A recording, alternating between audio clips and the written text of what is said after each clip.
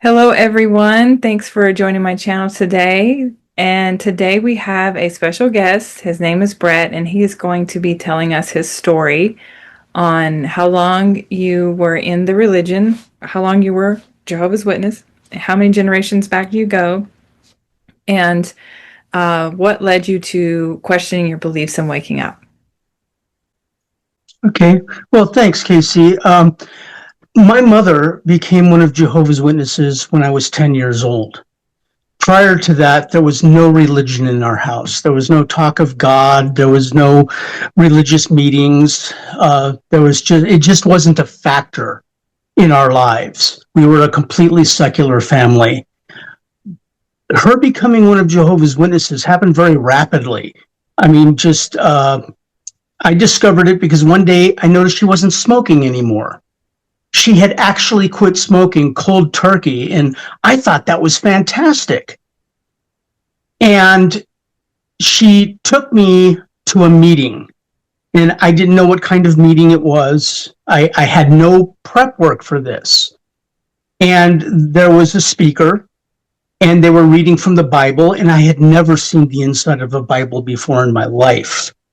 Wow. And as you know, there are scriptures that are repeated very often at meetings at Kingdom Halls. And this one was Matthew chapter 24, where Jesus is talking about the last days. And my mom is showing me and following along with her finger. And I'm sitting next to her. I'm 10 years old. It's 1974. And Jesus is talking about earthquakes in one place after another, and wars and rumors of wars, and famine and pestilence, and all the things that were going to happen in the last days. And it blew me away. I was like, this is like the world is right now. And I couldn't understand why the whole world didn't know about this. I mean, this was written down thousands of years ago. And so I was convinced. Of course, at the age of 10, I didn't really have the critical thinking to think otherwise. But in spite of my mother becoming a Jehovah's Witness, it actually made our lives worse very quickly, because my father was an officer in the United States Marine Corps, and he wasn't having this. And he quickly forbid my mother from taking me to meetings, from studying the Bible with me, from trying to influence me to be a Jehovah's Witness in any way. And prior to my mother becoming a Jehovah's Witness, I never heard my parents argue. But after she got involved with this religion, the arguing started, and it was just vicious and constant. And so there was this negative impact immediately on our family, because it was tearing our family apart. My parents, to their credit, did everything they could to keep their marriage together. They stayed together for years after that. But my mom, being one of Jehovah's Witnesses, could not keep herself from trying to inculcate me into the religion. I mean, it was her obligation from her point of view. And so, if Dad was at work and I was not in school, out would come the literature, and the studying would happen. And when she could, she would take me to a meeting. And this went on until I was around 15, 16 years old, when my father finally relented and allowed me to go to meetings. And so I was going to meetings. I believed that it was the last days. Armageddon was just around the corner. I got baptized at 18. And I spent the next 17 years trying to be acceptable, trying to do what I was taught was the right thing. And it was years of struggle, because there was always this underlying feeling that something just wasn't quite right. Things would be said at the Kingdom Hall. I'd witness and hear things that just did not sit well with me, and I never really felt like I fit in. you who had grown up one of Jehovah's Witnesses, you've heard this phrase over and over again of make the truth your own. Mhm. That was a phrase that was repeated over and over again. It's And a I song just about never it too. felt, there was a song, Yeah. make the truth your own. Okay. But I just never could get there. I went to all the meetings. I participated in all the meetings. I was always one of the ones eager to raise my hand and comment, in the watchtower study. I went out in service regularly. I auxiliary pioneered. But I was kind of in and out. I kept messing up because, well, I would have privileges taken away. You know how young men, they get assigned a microphone where they can go through the congregation and, hold the microphone out to people who are commenting during a meeting. I would get involved with something because I just couldn't follow the rules. Rules like no extracurricular activities in high school. Oh. I just couldn't do that because in high school, there were high school plays. And what I wanted to be more than anything in the world was an actor, an entertainer. I wanted to be on stage, and you who grew up as one of Jehovah's Witnesses know that there was this hostility in the Jehovah's Witness culture to the performing arts. Yeah. It's like I was constantly told that I wasn't supposed to want that. I wasn't supposed to try to pursue that. You're instead supposed to focus on kingdom interests, store up treasures in heaven. Armageddon is just around the corner. And it was frustrating. So finally, after, by the time I was 35, banging my head against the wall, constantly disappointed, constantly disillusioned, I finally dissociated myself from the congregation. Wow. And it was shortly after that I got cast in an ice show. One of my childhood goals was to be a performer in an ice show. I was a skating juggler in this ice show, and it was a great job.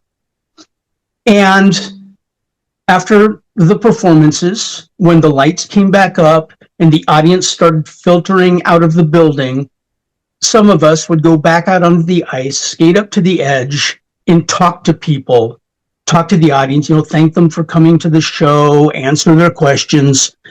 And a woman came up to me, and I was shocked because she was a woman from my old congregation. And I did not expect this because I dissociated myself. I turned my back on Jehovah. I became a part of Satan's world. She wasn't supposed to talk to me. And also, I was in another state. I never expected anybody to see anybody I knew from the past. And she said to me, and she was very sincere, she said, Brett, come back to Jehovah. Come back to the truth. Come back to the congregation. And I was caught off guard because I did not expect this conversation at all. And so all I could do was just tell her the flat out truth. I looked her straight in the eye and I said, I was profoundly unhappy as a Jehovah's Witness. Now, I don't know what she expected me to say, but she certainly didn't expect that. It was taken back. Maybe she thought that I was going to say, no, I've sinned too much. I can't go back. The congregation won't accept me. Jehovah won't accept me. But no, I said just flat out, I was profoundly unhappy as a Jehovah's Witness. And as she struggled to find a response to that, as words were trying to come out of her mouth, I just didn't let her. I just repeated myself with emphasis. I was profoundly unhappy as a Jehovah's Witness. And of course, the conversation ended right there. And that just sums it all up. When I watched your video about how you left the organization, I just identified with your story, because when you were talking about how you just did not like going to the meetings, you didn't like going out in service, and you went to pioneer school, and you were unhappy during all that, and yet the people around you were saying things like, "Oh, we're so joyful. I mean, this is such a joyful experience being here at pioneer school," and you were like, "No, you weren't feeling it." And that's what I identified with so much with your video. And that was an experience very similar to mine. One of the things that you hear a lot in meetings, in assemblies, in conventions, is that they keep repeating the phrase, our spiritual paradise. Mm-hmm. You hear that a lot. And it always rang so empty to me when they said that, our spiritual paradise.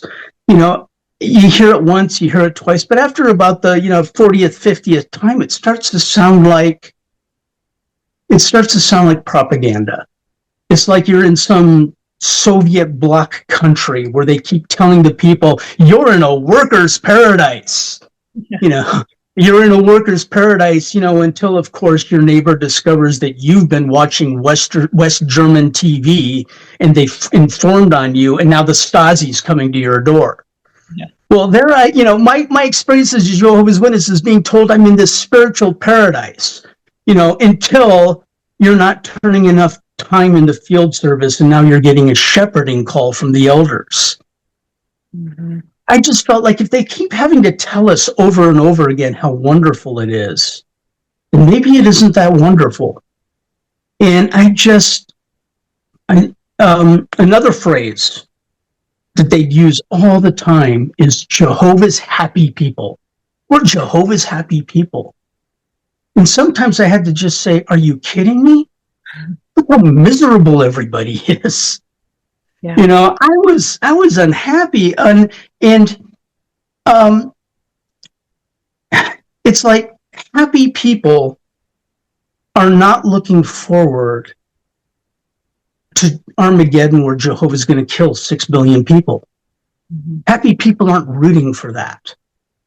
Yeah. Happy people aren't worshiping a God whose self-declared purpose in the scriptures is to kill so many people at Armageddon that their blood rises to the level of a horse's bridle. Happy people don't want that. You've got to really be unhappy with life and the world and your existence to want a cosmic reset button where 99.99% of the human population has to die just for you to have paradise someday. It's not a happy place. And it just, and that's why I left. If you look at a lot of the videos, online of former Jehovah's Witnesses, they will talk about the teachings, they will talk about the policies, they will talk about, the disfellowshipping and all that stuff. And all of that's true. But down at the foundational level, whatever problem I had with what they were teaching, whatever problem I had with whatever policy is, the bottom line is that if a religion is making your life worse and making you miserable, why stay? That's a good point. And did you have any other family in it besides your mom? Just my mother. Okay, no siblings. That's it. No, my sister very wisely rejected it right off, because my sister was a year older than me. Okay. My father, an officer in the United States Marines, very opposed. My sister, she was a year older than me and a more functional child. She had friends. She got along in school. She was popular at school. She had things to lose, becoming a Jehovah's Witness, because as you know, a child who's a Jehovah's Witness is kind of weird. You're going to stand out from your friends, and you're not going to allow to be close to other people and all that. It wasn't so much of a sacrifice for me, because I was already a weird kid to begin with. I already had problems making friends. I already had problems identifying with other kids. You know, when boys, in class would talk, they talk about stupid things like sports in cars, in sports cars. And I just didn't get it. I wanted to talk about theater, and art and things that I thought were important. And so I was a pretty lonely boy. And so, following my mom's hard rules, that made you weird wasn't as bad. It wasn't as big of a sacrifice for me. I wasn't giving up friends. I wasn't giving up that. It got harder, of course, as I got into high school, because you become more social. There's more, you want more freedom in high school. What was it like not celebrating holidays with your dad celebrating it and your mom not and you not? My dad wasn't all that big into holidays in the first place. Okay. The biggest sacrifice holiday-wise was Halloween. No. Because Halloween, of course, is costumes and makeup. You're taking on a role. It's theater. I loved Halloween. But the other holidays really weren't a big factor in our lives. Like I said, we were a secular family. There was no big meaning to Easter or Christmas. They were just, cultural things and not that hard to give up. And so my dad didn't push, religious holidays like Christmas or Easter at all. And matter of fact, he was pretty happy to save money on gifts. Yeah. Did you ever become a ministerial servant or an elder? No, I was never on track for that, which was a huge problem for me emotionally because I felt that the young single women in the congregation did not see me as marriage material because I was not on track. I mean, I tried to do all the right things. Like I said, I was regular at meetings. I participated. I studied. I went out in field service. I tried to do all the right things, but in the end, I couldn't keep my mouth shut about some things. When my mother became a witness in 1974. My first book that she studied with me in was From Paradise Lost to Paradise Regained. And if you open the cover of that book, the inside illustrations show a dinosaur walking around with people on a map.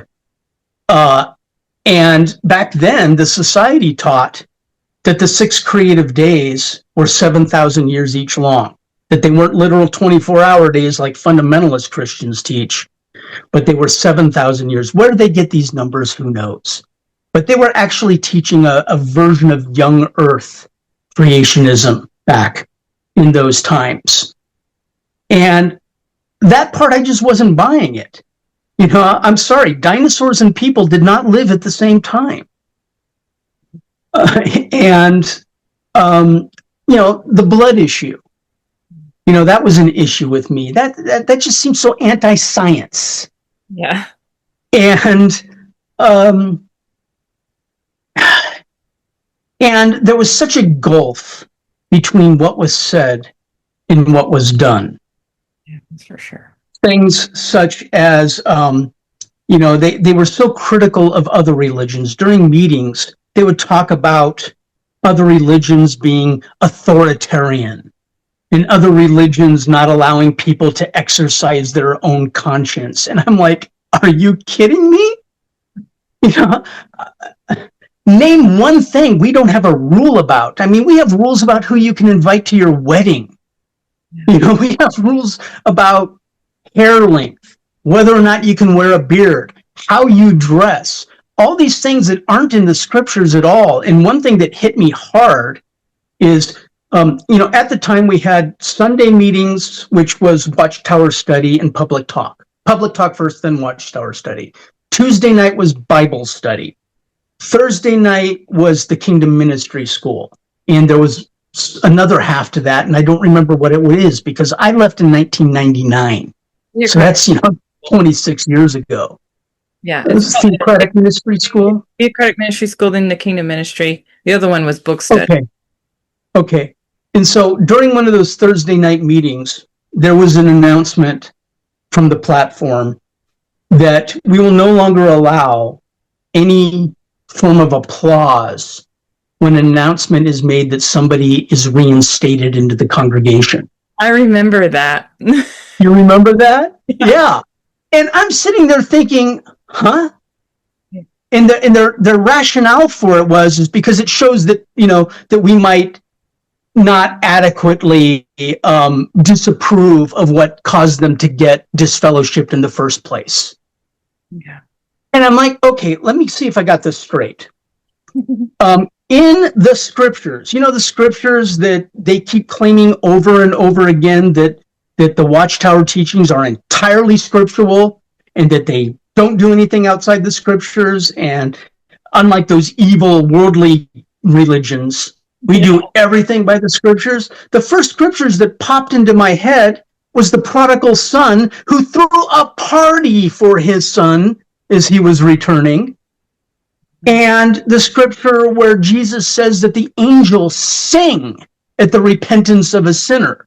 And we're not allowed to do a little golf clap when they say that somebody's been reinstated into the congregation? Yeah. Are we reading the same scriptures? Because evidently we're not.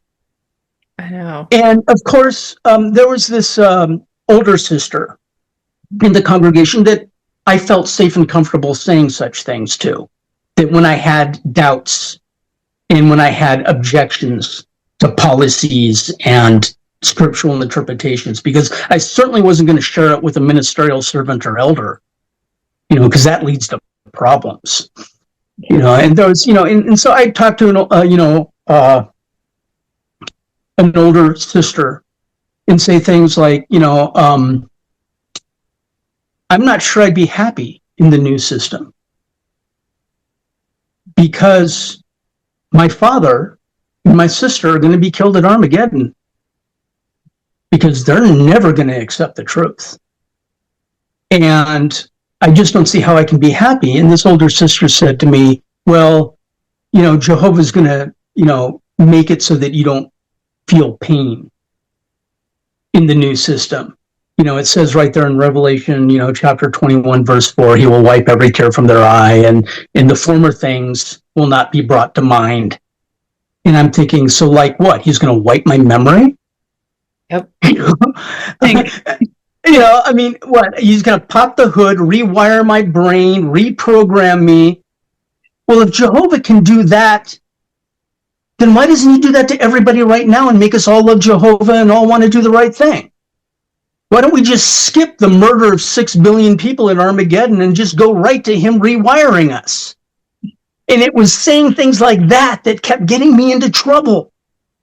and that's, why I was always so frustrated. I wanted to believe it. I wanted there to be this big grand future. But as the years went by, it just made less and less sense. Jehovah's Witnesses is a carrot and stick religion. The carrot that they dangle in front of you to get your compliance, to get your obedience, to get your labor is that new system. Survive Armageddon. And you've seen all the illustrations.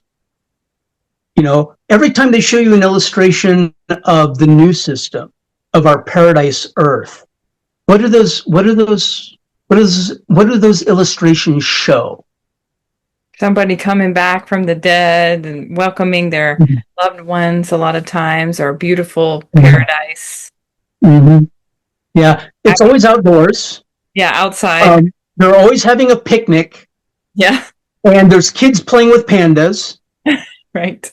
And I'm looking at these pictures and I'm beginning to see underneath the grass that they're having their beautiful picnic spread on, under there are the bones of the 6 billion people that Jehovah killed, and my father and my sister are among them.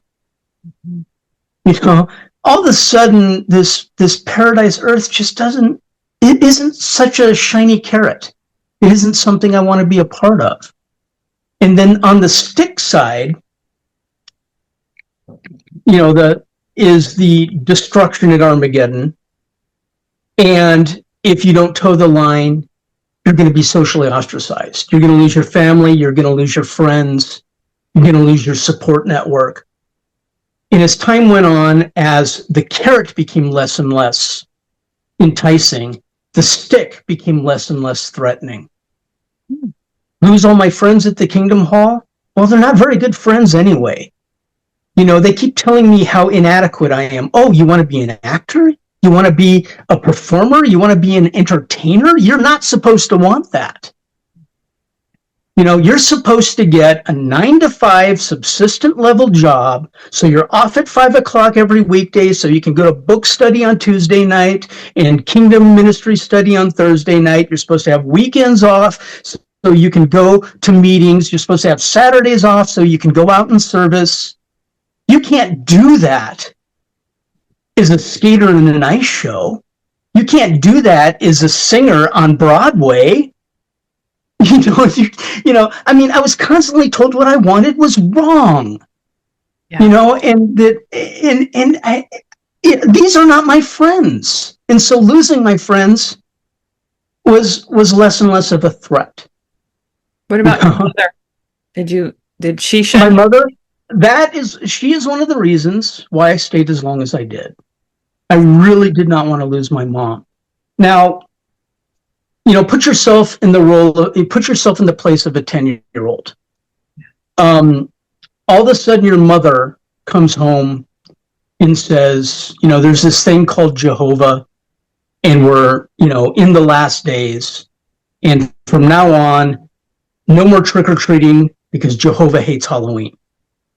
No more reciting the Pledge of Allegiance at school.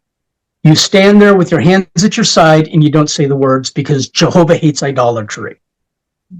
No more karate lessons because Jehovah hates violence, even if it's in self-defense. And then you've got your father on the other side who's like, you want to go trick-or-treating? Well, of course, have at it. Go have fun. Oh, you're not going to say the Pledge of Allegiance at school? Let's think about this. We live on a military base. Your school is on a military base.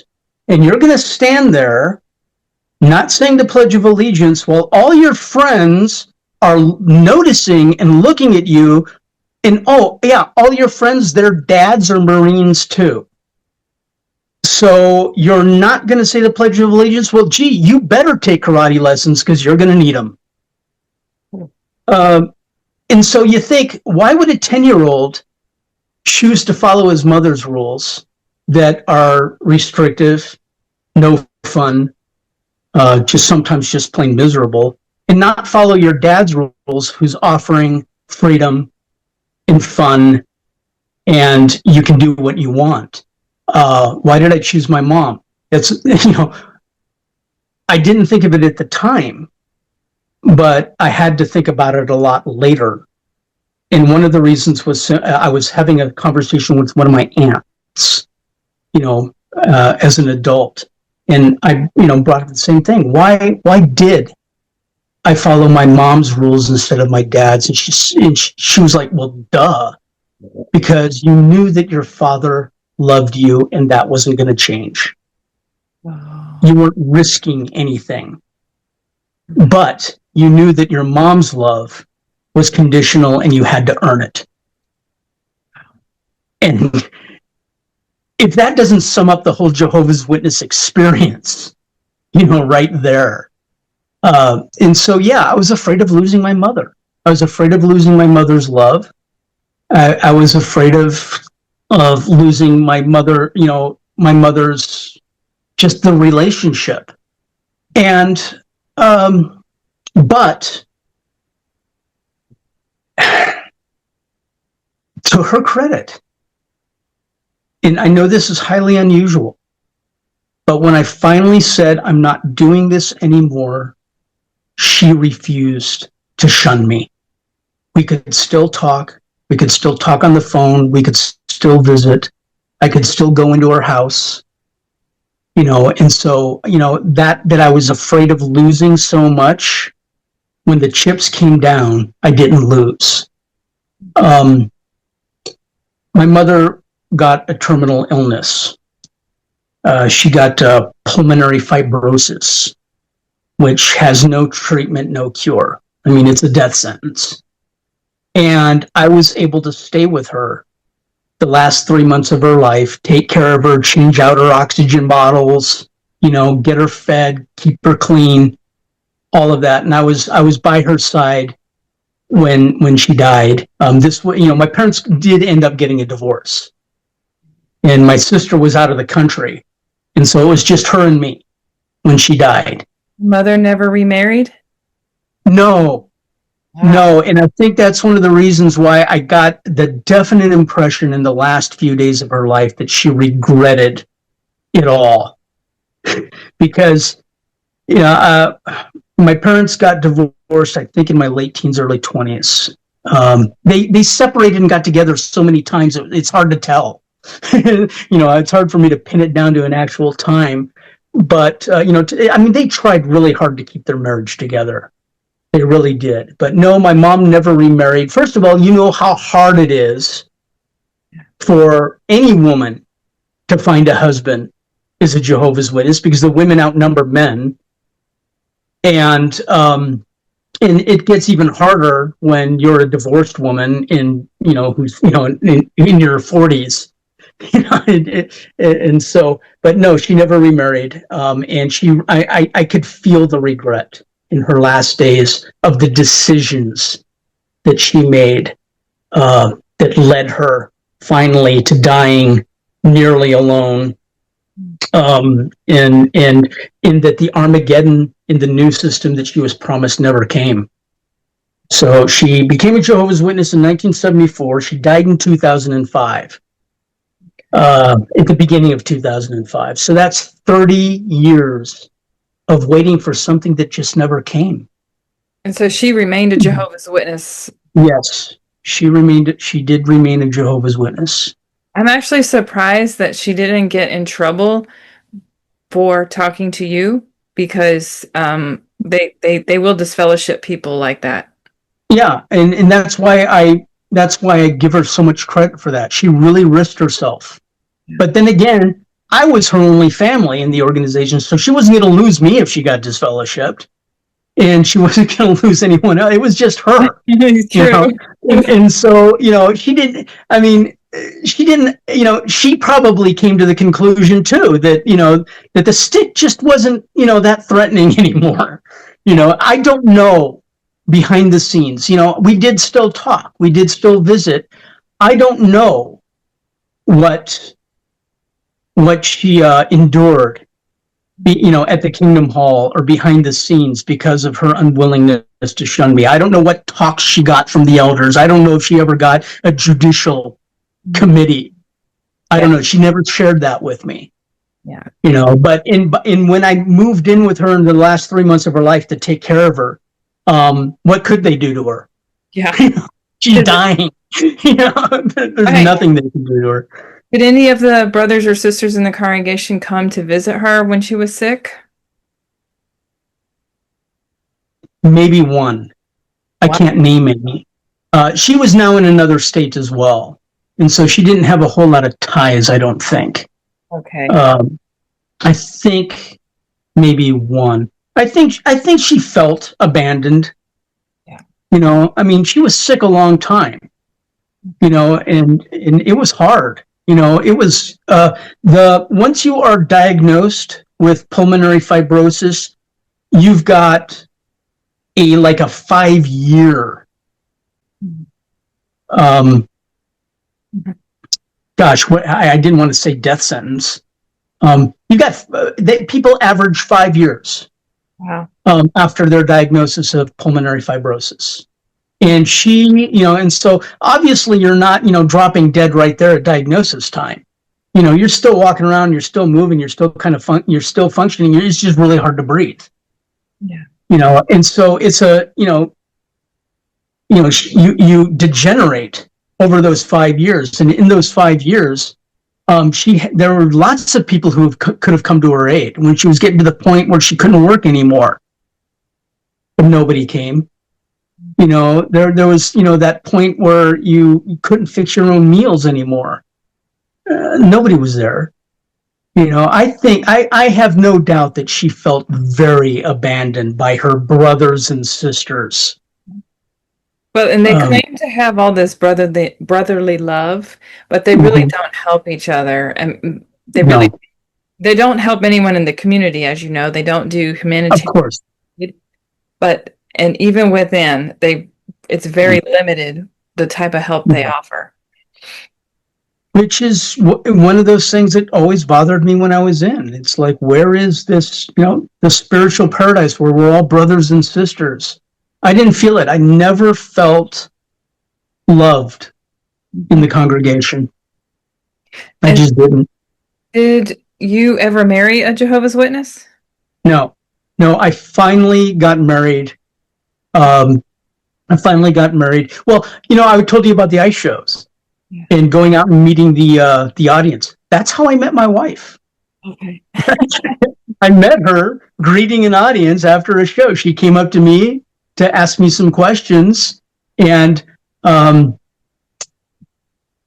was just smitten.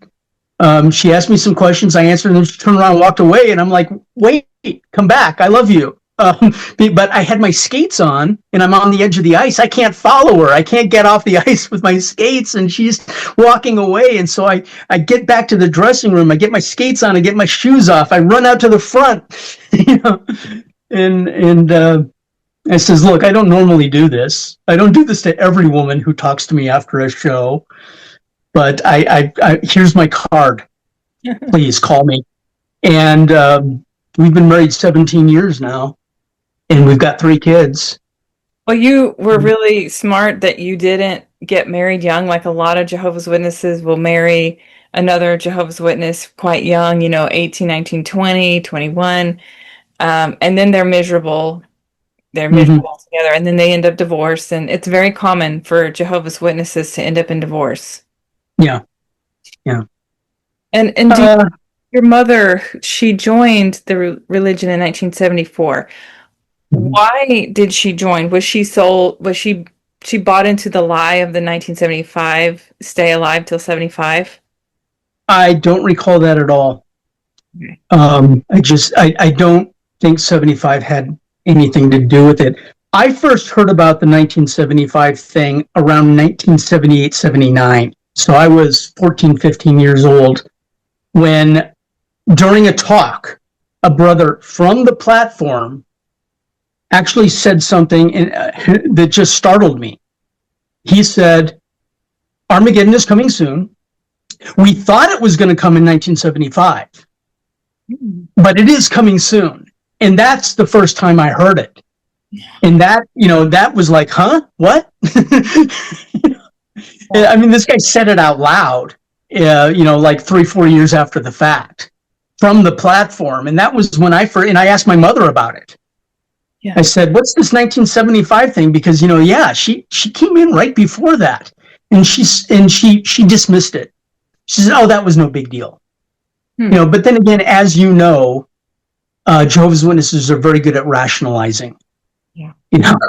And so she probably, she might have thought it was a big deal in 74, in 75, and then convinced herself it wasn't such a big deal later. Yeah. Do you know, like, what appealed to her, the religion? What was it about the religion that she liked so much? That's a very good question. Because I can tell you with my grandparents, I can tell you why. So I'm third generation with my mom's side. My grandparents lost a child when the baby was a baby. He was like 7 months old. And so they were sold the lie that you will get to raise that baby in paradise. So that was what they kept thinking about. Yeah. So a lot of times there is something that attracts a person to the religion. Something like, usually it's somebody who's down and out on their luck, or some tragedy, something like that. So I didn't know if maybe your mother was looking for something specific. Well, my mother had my sister and me when she was very young. She she got pregnant at 18, not married. And what you did in 1962 when you were unmarried and pregnant is you married the guy who knocked you up, which was my dad. And so I think she felt that she had lost her youth because she said a lot about how she was only 20 years old and had two babies in diapers, and it was the 60s, and she was young and pretty. Oh, my mother was so beautiful. And she probably wanted to dance and party and go. I mean, the 60s were the youth quake, the time of youth and vitality and fun. And here she was, her youth was already gone at age 20 when all of this new youth lifestyle was erupting. And I think she felt like she missed out on that. Okay. And she felt she felt like the world wasn't giving her what she wanted from it.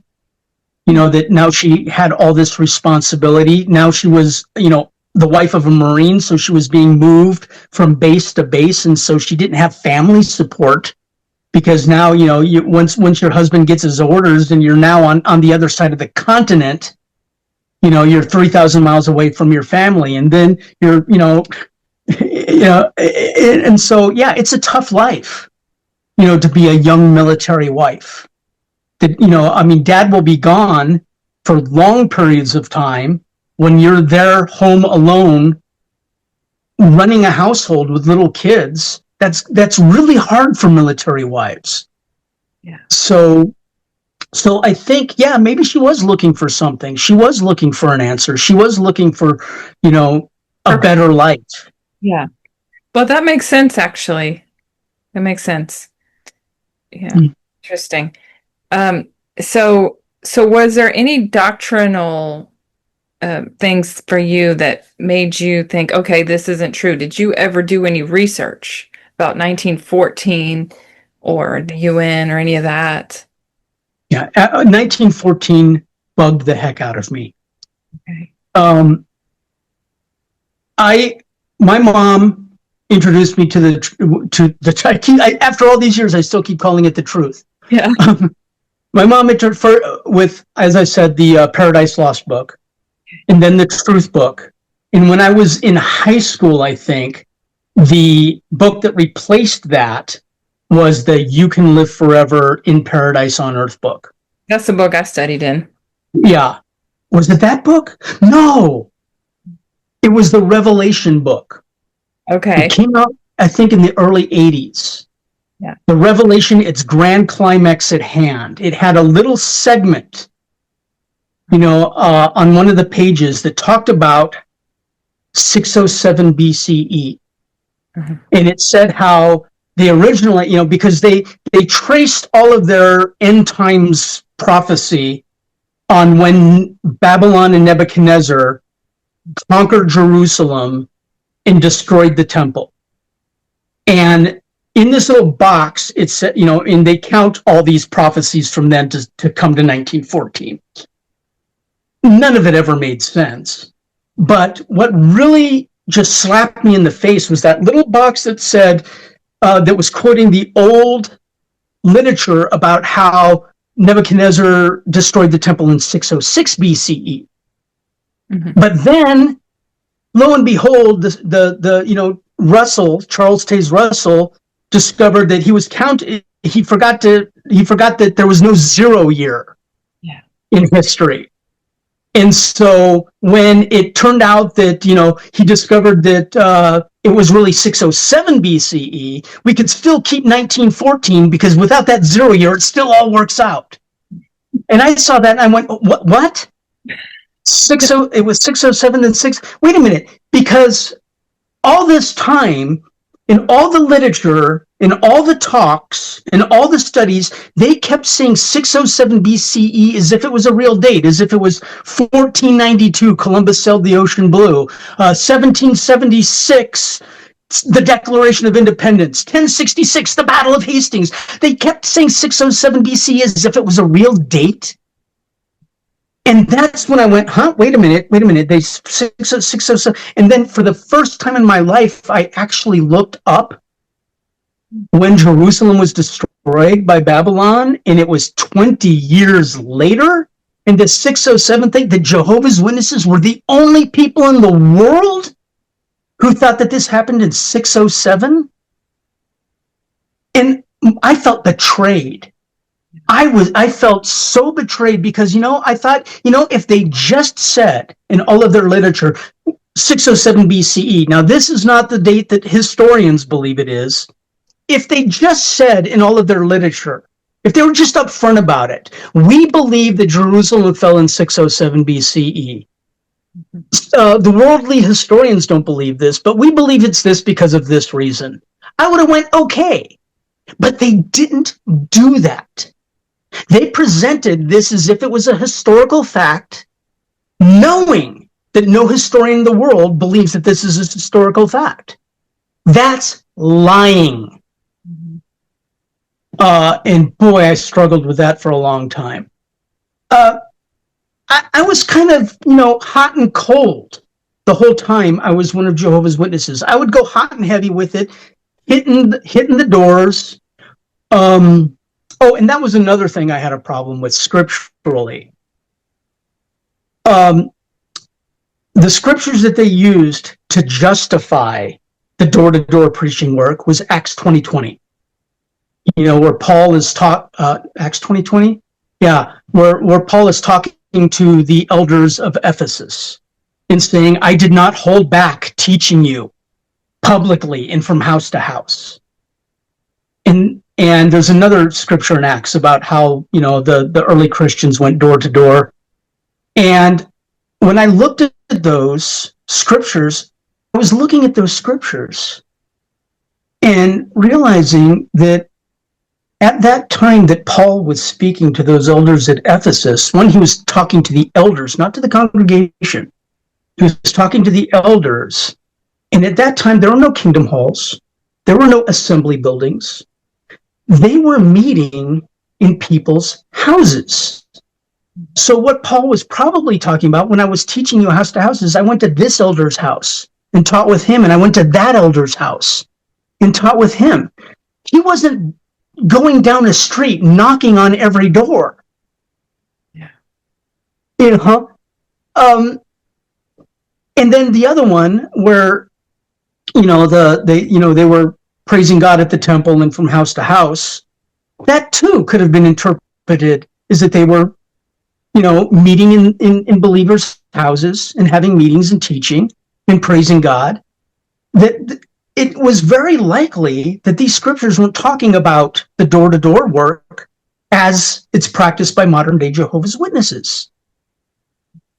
And even if Paul literally went down the street and knocked on every door, even if those early Christians literally went down on the street and knocked on every door, nowhere in either of those scriptures does it say it's a requirement for every Christian to do for all time.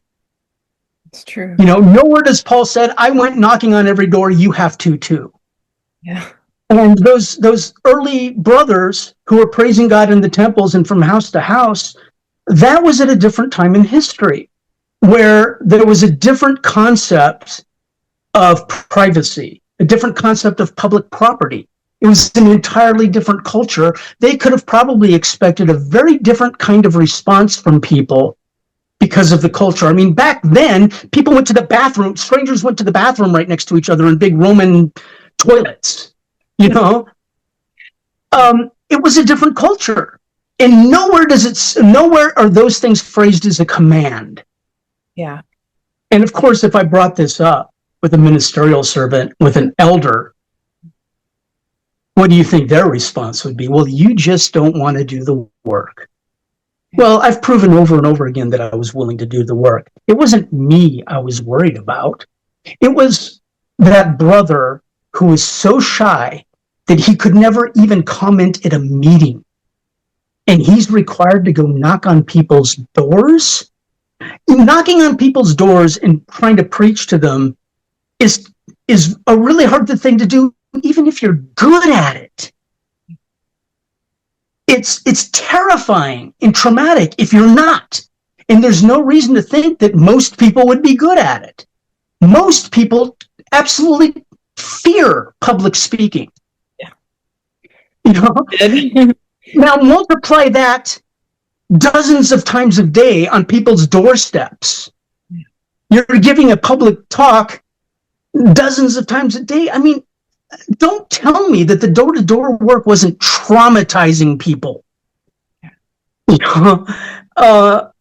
And it was also unnecessary. How many people became Jehovah's Witnesses because somebody knocked on their door? You were either born into it or you were introduced to it through what they called informal witnessing. My mom ran a store in town off base, and she was introduced to the truth by a customer. Just a casual conversation brought up some topic, which led to a study, which led to her getting baptized, which led to my family getting torn apart, which led to me 50 years later on a phone with you talking about the trauma. Yeah. People didn't become Jehovah's Witnesses from somebody knocking. I mean, I'm not saying it didn't happen. It must have happened sometime. But when I think of all the people I knew in my years, 10 to 35, I was associated with Jehovah's Witnesses. From 18 to 35, I was a baptized publisher and sometime auxiliary pioneer. In all that time, I had never had a conversation with somebody who became a Jehovah's Witness because somebody came to their door. And what was one of the, when you meet other witnesses, what's one of those conversation starting questions that everybody always uses? Oh, how did you come into the truth? Oh, yeah, yeah. That's how so many conversations started amongst when you're in an assembly, when you're in a convention, and you're meeting people from another congregation. That was the conversation starting question. How did you come into the truth? Oh, well, somebody at school wasn't saying the Pledge of Allegiance, and after school I asked them why, I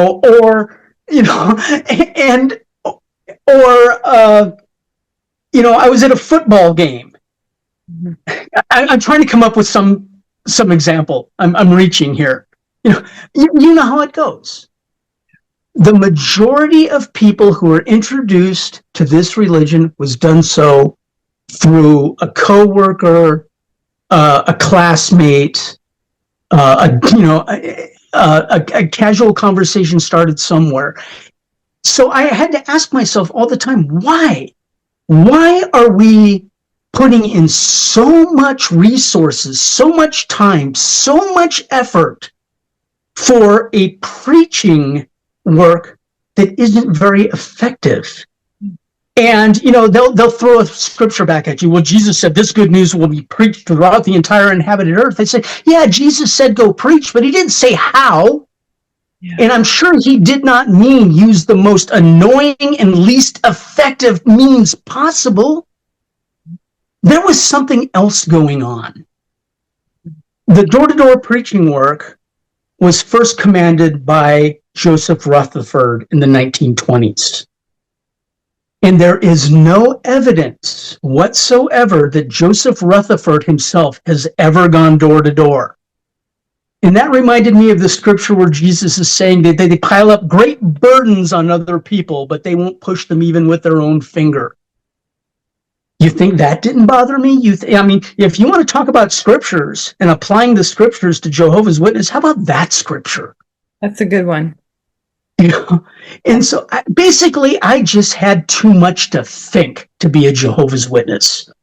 It just got exhausting. It got exhausting that every time I walked into the Kingdom Hall, I had to pluck my brain out and stick it on a shelf and go in and wait out the next 2 hours before it was over, and I can come back and pick my brain back up, stick it back in, and walk out the door. Yeah. You were using your critical thinking skills, and that's something that you're not supposed to do. When you're in a high control religious group, they don't like you to use your brain. They want you to conform to what they're thinking, right? Let's hear the scripture, Casey. Tell me the scripture that you heard over and over again whenever you tried to use critical thinking. The scripture, trust in Jehovah and do not lean upon your own understanding. Yeah, yes, for sure. And I was asking, what else do I have but my own understanding? What else is there but my own understanding? If you can't convince me, then that's on you. That's not on me. It's not my fault that you're not making sense. Yeah. It's like they actually had a book back in the 70s, 80s, when I was in the organization, called Reasoning on the Scriptures. Yeah, I have that And book. how many, they're trying to appeal to our reason. Yeah. They try to reason us into the religion, but once we're in the religion, that's off the table anymore. You're not supposed to reason anymore. You're already here. I was just baffled by a religion that spent so much time, energy, and resources recruiting members into the religion, and then once they had them, started looking for ways to kick them out. I know. It was stupid, wasn't it? I thought the same thing. Like, why do they put so much effort into gathering people? But then in the end, once you're in, it's like you say, they put so much effort into finding ways to kick you out and punish you. And it doesn't make any sense. Well, when I watched your video, Casey, I really felt for you. I really identified with you. When you were talking about just the drudgery of it all I was thinking was, I felt that. I was there. I feel it. And so I really, you're the first person I contacted. I tried so hard for years, from 1999 to about maybe 6 months ago. I never spoke about it. I hid it from my kids. I told my wife that I used to be a Jehovah's Witness. It's only fair that she knows that. Yeah. But I tried to just leave it behind. And I hate to use a cliche, but I just didn't want the watchtower living in my mind rent free for the rest of my life. Yeah. I just wanted to let it go. And that's why I wanted to leave quietly. I tried to leave quietly. I just stopped going to meetings. I just stopped going to meetings until that day that the elders showed up at my door, elders that I'd never met before, because it had been so while since I'd been to a meeting that we had new elders. And so I had elders at my door. I didn't even know their names. And they're asking me why I'm not coming to meetings. And I was stupid enough to tell them. And the next thing I know, when they're walking out, they mentioned writing a letter of disassociation. I think they did. This was back in, the late 90s. I think they did. I never wrote that letter because I knew as soon as I wrote that letter, I was ostracized. Yeah. That no one would ever say hello to me again. And I just didn't want that. I just wanted to go away quietly. Yeah. But then, who did I talk to? Oh, I was surprised, that there were actual people willing to talk to me. I did have one friend in the congregation. He later got kicked out, and we sometimes keep in contact. But he said that when they announced my disassociation, the elder at the platform, said that, Brett, and he picked up a piece of paper and looked at it and said, he read it in such a way as though I wrote those words. That I had written this letter, that I had, and so they couldn't even be honest about how I left. They couldn't even be honest about that. It was. You did write a disassociation letter? No, I never did. But they pretended that I did. When they announced that I disassociated myself, and he held up a piece of paper and read a sentence from it as though it was the letter I wrote. What? So he was giving the congregation the impression that I wrote a disassociation letter. He didn't say it was my disassociation letter, but he gave the congregation the impression that it was my disassociation letter that he had read from. This is the report that came back to me sometime later. Okay. So he did inform basically through this letter that he wrote himself.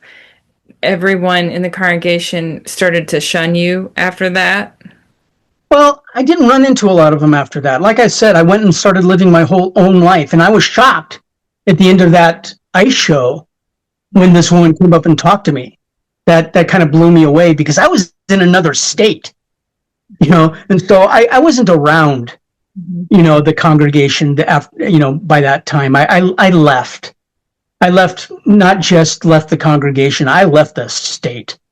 So You basically just kind of faded out of the religion, but then when the elders came to your door and you told them, how you don't believe in it, then they decided they were going to disassociate you. Yes. Brother. Yes. Okay. Yeah. That's how it happened. I hadn't been to a meeting in about maybe a year when that happened, if my memory serves. So. Wow, that is crazy. Well, they definitely, like you say, they're always seeking to try to find people that they can shun. Yeah. I guess, I guess you can't be the elite if you don't have washouts. Yeah. I guess you can't be the winner if there aren't losers. It's like special forces in the military. If everybody can get through the training and everybody can get through it, then it's not special forces. It's just forces. You've got to have people fail. Otherwise, you're not anything. Yeah. Well, all high control religious groups shun. Yes. That's one thing they all have in common. Yeah. So they like that high control. Well, thank you so much for sharing your story and coming on today to tell me about your history with Jehovah's Witnesses and your upbringing with it. It's kind of interesting to hear people's different stories. You have some people who grew up in it, multiple generations, or people like you that was like a split family where one was a believer, one wasn't, with your parents, and then some who choose it as adults. But I do think that the whole door-to-door preaching hasn't worked for years, really. So, if ever. Yeah. Okay. Well, let me throw this out there. I made my own Why I Left video. It's on a YouTube channel called 1000 Paper Cuts. And if I'd have known that Taylor Swift had made a song called 1000 Paper Cuts, I would have called it something else. I guess the lesson there is Google your title before you commit to it. Okay. But I have my own video of why I left. And I called it 1000 Paper Cuts because it wasn't any one big thing that made me leave. It was just a series of just annoyances and setbacks. It's from the saying, death by 1,000 paper cuts. And that's what got me out. It was like how many times I had an objection to something they were talking, like I said, like the no more clapping when somebody is reinstated. If I said it to, that elderly sister that I confided in, that bothered me, that it wasn't scriptural, she would say, well, it's just a little thing. It's just a little thing. Keep your eyes on the big picture. Keep your eyes on the prize, and don't let the little things bother you. And it got to the point where I'd say, well, how many little things finally add up to a really big thing? We've got the unscriptural door-to-door commandment and the hourly reporting command. You must report all your hours. Find a scripture that tells us we have to do that. Yeah. It was just one thing after another. The 607 BCE. That's not a little thing. If 607 BCE is a lie, 1914 is a lie. If 1914 is a lie, it's all a lie. Yep. Because that is the central thing. Yeah. And Have you ever had Jehovah's Witnesses come to your door after you left? Yes. I just mostly, I faded, but Mhm. um, they do come occasionally. I do not talk to them, but Yeah. my husband is very good at talking to them. Like he's very Hmm. nice and he likes to Hmm. try to make them Good. think. So, he talks to them and he actually we had a couple of ladies come to our door one day and he asked them just point blank, do Jehovah's Witnesses, is it in their doctrine to disfellowship or shun? And the lady flat out lied and said no. Yeah. Yep. It's a lie. Yep. And say no, Yeah. that isn't true. Or he's asked them questions like, can Jehovah be in the presence of a lie? And they're like, no, of course not. Well, then how? So if you have old light doctrine and now you have new light, what was the Mhm. old light? Was it not a lie?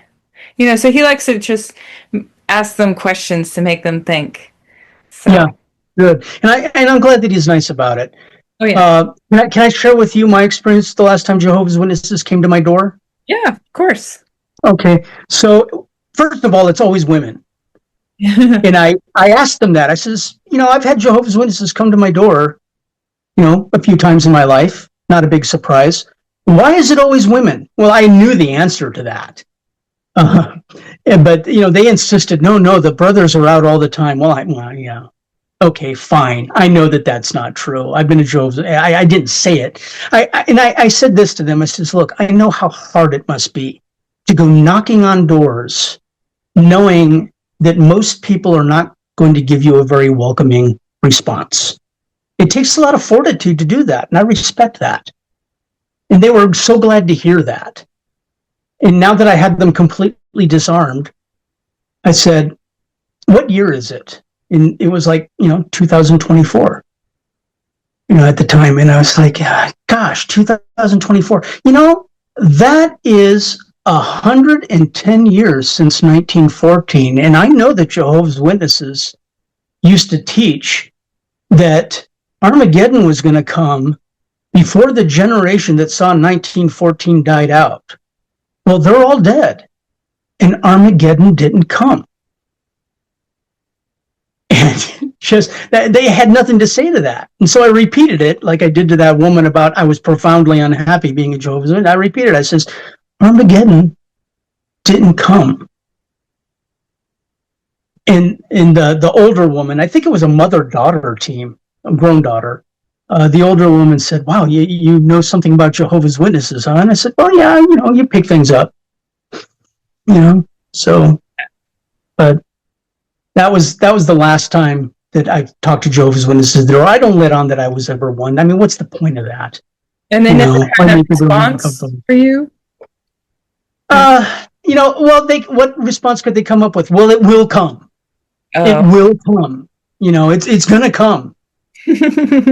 Well, I'm sorry, but they've been saying that for 140 years. Sorry. They actually had a whole magazine with the generation of 1914, some of the old brothers and sisters that were old then. And this was like, I think it was like in the early 90s. And I think it was like 1986, actually. okay, so it was like this generation of 1914 shall not pass away. That's the generation they were talking about. Of course, now they have a new theory of the overlapping generation, so that way they can make excuses for their nonsense. Yeah, it's very unconvincing. I was actually probably in one of my cold phases at that time, because that was like 94, the mid 90s, when that teaching came out, the overlapping generations. And I don't remember when that was introduced. I was probably in one of my I'm not going to the meetings phase, because like I said, I was in and out. I would get out of it, and then I'd feel guilty, and I'd feel scared, that, oh my gosh, what if Armageddon came today? And then I'd go back. And so I think that overlapping generation thing came in one of those times that I was away, and before I came back again, because I don't even remember it when it came out. I learned about the overlapping generations after I left for good. Yeah, I don't think they actually talked about that until like way later. I mean, this would have been like, I have to check that, but I want to say maybe Yeah. probably not till 2010 or so because they had to get closer and closer to 100 years. Well, that's one of the catch-22s I found myself in. I did not talk about being a Jehovah's Witness for years. One of the reasons is I didn't want to be labeled an apostate, because you know how loaded that word is with Yeah, Jehovah's scary Witnesses. word. And so I just wanted, like I said, leave quietly. But when I started, I just couldn't. It started coming back in my head for some reason. It started coming back at me, and I had to talk about it. And unfortunately, to talk about it, to know that I'm saying the right thing, I've got to go back and look at the literature again. I've got to go back and study the literature again. I got to go on jw.org and look up things. And I'm like, oh my God, these people got me studying again. You know, I don't like that. I don't like that at all. I had not touched Watchtower literature in 20 years, and now I'm doing it again. Whatever. What I'll do is I'll make sure and put in the description the name of your channel, 1000 Paper Okay. Cuts. Yeah, You can go yeah. look it up. Well, you know, you can just click on the comment that I left you that started this whole conversation. Oh, yeah. The comment about, I left because I was miserable. I left because the promises they made weren't coming true. They promised a spiritual paradise. That didn't happen. They promised Jehovah's happy people. That didn't happen. That it was that comment that got your attention. And so you can just click on my Mhm. 1,000 paper cuts little icon there, and it'll take you right to it. Okay. Okay. Well, I'll definitely do that. I would say that a lot of the witnesses who leave, if it's not for doctrinal reasons, it's the treatment. And that just like you say, like that nothing is adding up. Or then if you are going through a hard time, for example, they'll say, well, you just need to pioneer. You need to do more in the service. Like that's supposed to fix things. I was in a conversation with the elders this time. I told them that there was some teaching in the Watchtower that I didn't agree with. I don't remember what it was. There was enough to go around. I don't remember what the specific. But I says, I'm just not buying this teaching. You know what their answer was? Well, you need to study more. Mhm. And like, well, of course, when they say study more, they say study Watchtower literature and nothing else. Just Watchtower literature. And I just flat out said, I already know what the Watchtower literature says. You all know me. You all know I comment in the meetings. You all know that I know exactly what the literature says. Me studying it more isn't going to change the fact that what they're teaching is wrong. Yeah. Just they're stuck in this echo chamber in the Kingdom Hall where they can't even conceptualize. I mean, of course they accused me of reading apostate literature. When I said no, this isn't true. This doesn't make sense. Well, have you been reading apostate literature? No. All I have to do is read the Watchtower's own literature to see the contradictions, the inconsistencies, the things that don't add up. I don't have to go to apostate literature to see a problem with this. You can use Watchtower's own literature to disprove their doctrine.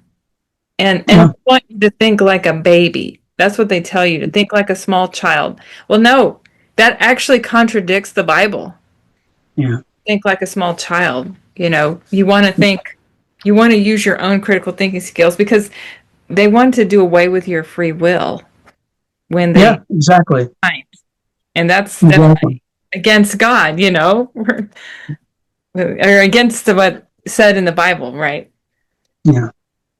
Well, thank you. Well, I appreciate you telling me your story, and I will make sure and let everyone know about your little 1000 paper cuts YouTube channel.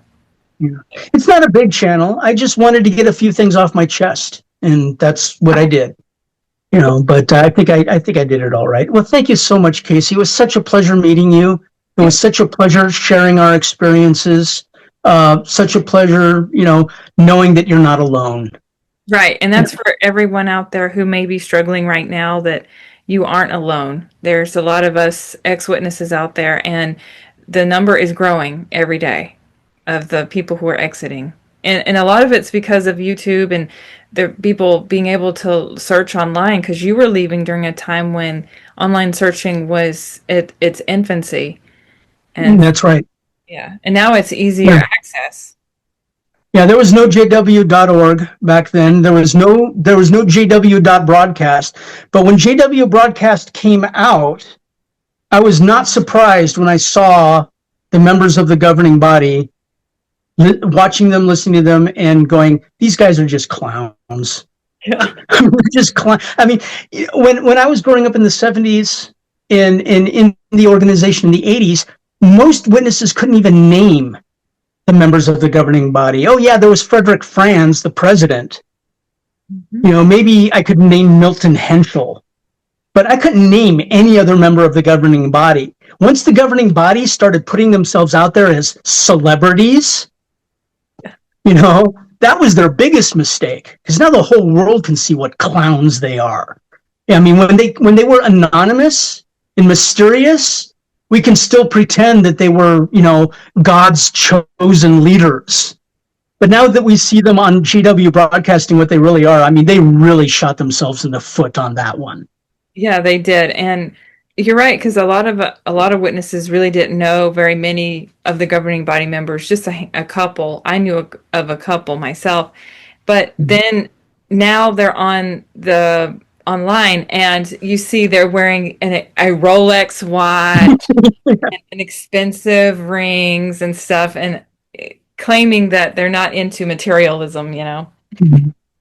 Yeah, gee, I wish I could be like Anthony Morris and buy $400 worth of alcohol at a liquor store. Don't wish that at all. I haven't had a drop of alcohol in years, or at least a very long time. So, whatever. Yeah, I Whatever. mean, but what we know is that they are definitely living a really comfortable life, while Yeah. the regular JW person is struggling financially, because you're not supposed to go to college.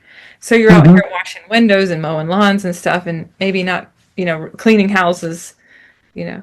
making enough money. Like I said, I was constantly told what I wanted to be was wrong.